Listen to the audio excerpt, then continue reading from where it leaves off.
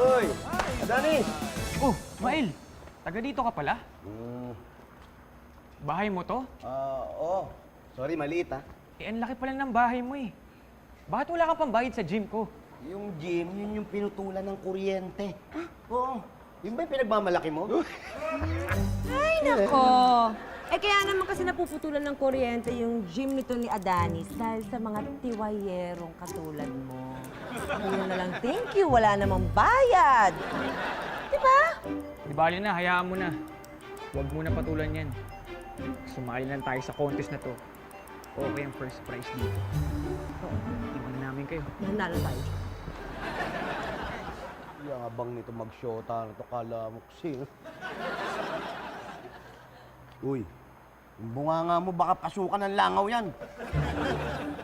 Sali tayo rito.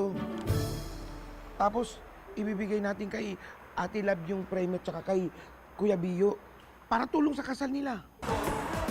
Wisit! Mael! Oh! Bakit? Anong ko lang, sino sa inyo yung pwede kong makapartner sa bikini in tandem?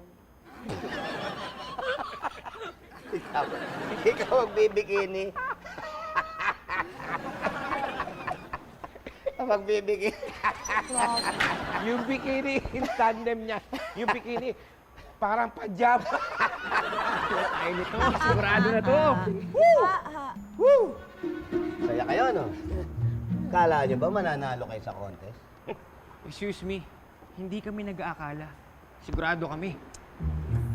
Ang mananalo dito, yung mayroong magandang intensyon. Correct!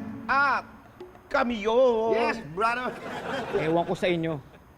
Alam ko mananalo kami. Kasi si Eva, sexy. Maganda pa. Oo nga, super. Tsaka si Adonis, guwapo, sexy rin. Eh, kayo.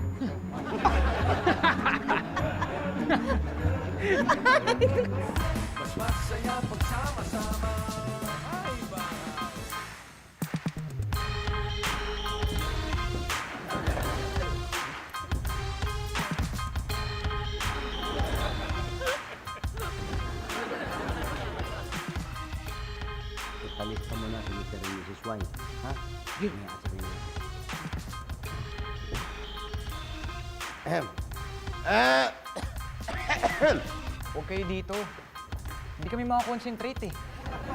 Papalista pa lang yung iba, kayo magko-concentrate na.